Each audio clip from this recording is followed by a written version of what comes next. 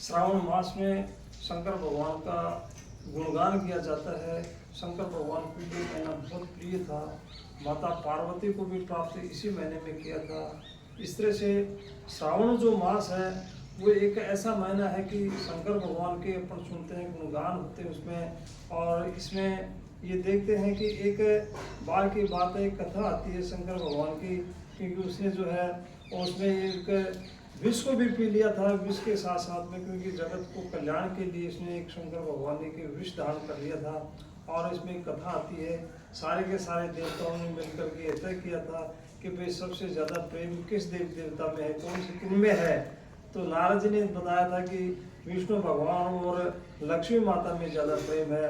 तो किसी ने कोई बताया, तो इस तरह से जो है उनको प्रेम ये भगवान से पूछते हैं कि भाई सबसे ज़्यादा प्रेम तो शंकर भगवान और पार्वती में ही है।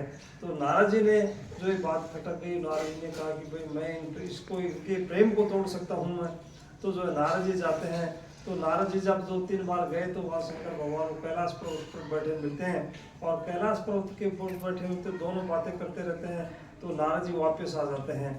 एक बार की बात है, जब शंकर भगवान कहीं गए हुए थे और माता पार्वती अकेली थी, तो माता पार्वती को अकेली को देख करके और नारद जी वहाँ चले जाते हैं। नारद जी कहते हैं कि आज बाबा कहाँ गए हैं, इस तरह से तुम जो किसी काम के लिए गए हैं, कोई काम हो तो मेरे को बता दो। नारद जी को कहती है कि नहीं, वो आपसे काम नहीं है, वो शंकर भगवान को ही बाबा को बताने का काम है, उन्हीं को नहीं। वो पार्वती फिर भी कहती है कि नहीं, वो मेरे से कोई बात नहीं छुपाते हैं, कि उनको बता दें माता ऐसी बात नहीं है, कोई ना कोई बात जरूर छिपाई जाती है।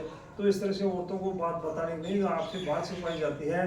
तो वो बात बार बार में माता पार्वती उनसे पूछने लग जाती है। तो ब्रह्म नारद जी कहते हैं कि आपको कभी अमर कथा सुनाई है? तो पार्वती ने कहा कि अमर कथा तो मेरे को नहीं सुनाई है। अमर कथा कौन सी होती है? इस तरह से जो है वो कहते हैं कि अमर कथा को मैं सुनी। तो इस तरह से वो नारद जी चले जाते हैं। नारद जी वो पास जाते हैं तो उस समय कहते हैं कि उसको बाबा को बता मत देना कि इस तरह से नारद जी आए थे। इस तरह से वो कह करके आ जाते हैं। तो जो शंकर भगवान फिर वापस जाते हैं कैलाश के पर्वत के ऊपर। तो माता पार्वती जो है रुष्ट नजर आती है। रुष्ट पहले की तरह नहीं दिखाई दे रही है कि पहले उनका आदर सत्कार होता था, आते ही जो है अब उनसे रुष्ट हो गई, क्योंकि वो रुष्ट हो गई थी कि उनको कभी वो अमर कथा नहीं सुनाई थी। तो इस तरह से वो आती है तो उसको बार बार वही पूछती है, तो उल्टे जवाब देना शुरू कर देती है।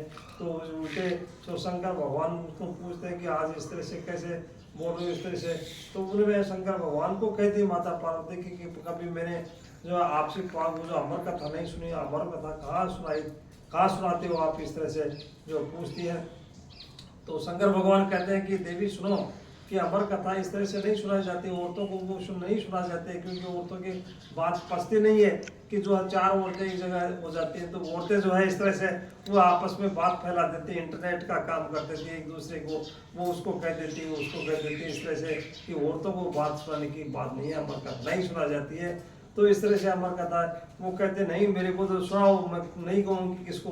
तो जो है शंकर भगवान कैलाश पर्वत के ऊपर जो जा करके जो है ताली बजाते हैं, ताली बजा करके सारे पक्षियों को इस तरह से सबको उड़ा देते हैं।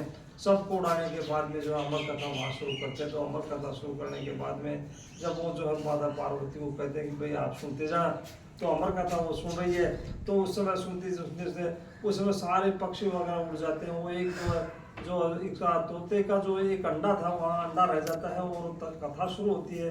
उसके बाद में वो फूट जाता है, उससे एक बच्चा पैदा होता है, और बच्चा पैदा होता है तो वो सुन लेता है उस कथा को। तो उसमें माता पार्वती को भी कह दिया था शंकर भगवान ने कि जो है आप हुंकारा जरूर देना इस तरह, और हुंकारा तो मैं समझ जाऊंगा कि जो है उसमें एक माता पार्वती सुन रही है। इस तरह से माता पार्वती को धीरे धीरे नींद आ जाती है, क्योंकि नींद उसकी परीक्षा ले रही थी। नींद आ जाती है तो उसमें उस तोते ने जो है उसमें सारी कथा सुन ली, और तोता जो है हाँ स्वामी इस तरह से बोल रहा है, वो हुंकारा दे रहा है इसमें। तो वो जो है इस तरह से बोल रहा है, तो जो है उसको बाद में जब पता चलता है, नींद से जाग जाती है माता पार्वती, तो सुनता है कि शंकर भगवान पूछते हैं उसको क्या सुना आपने। तो जो है उसमें नींद में कि अब मैं वापस दोबारा नहीं सोऊंगी, दोबारा शुरू को तो शंकर भगवान ने वो कहा कि इसमें मैं तो पार्वती देवी मैंने तो ये कथा सुना दी, इस तरह से जो है वो तोते का जो है उसका बच्चा था वो उड़ करके जो उड़ जाता है और शंकर भगवान उसके पीछे पीछे भागते हैं और पीछे पीछे भाग करके जो है इस तरह से वो जो है वेदव्यास ही जो थे, वेदव्यास की पत्नी तो थी वह बैठी हुई थी, वेदव्यास जी की पत्नी के मुंह में वो छोटा सा रूप बना करके अंदर चले जाते हैं और वेदव्यास जी उनको देखते हैं शंकर भगवान को, तो वो कहते हैं कि आइए आज बहुत दिनों के बाद में आए आप दर्शन, आपने दर्शन दिया है तो बैठो इस तरह से। तो शंकर भगवान ने नहीं उसमें कहा कि आप मेरा चोर आपके यहाँ आ गया है, इस तरह से वो कहते हैं कि आपका चोर कौन सा है, इस तरह से। तो उसने जो है अमर कथा सुन ली है, ये बात है उसने, तो वो जो वेदव्यास से कहते हैं कि भाई अमर कथा आपकी सुन ली तो वो तो अमर हो गया, इस तरह से आप उसको नहीं मार सकते। तो वेदव्यास जी की पत्नी के जो मुंह में वो चला जाता है और उसमें गर्भ धारण कर लेती है वो, उसके बाद में वे उसमें सुखदेव जी उसके जन्म लेते हैं। धन्यवाद।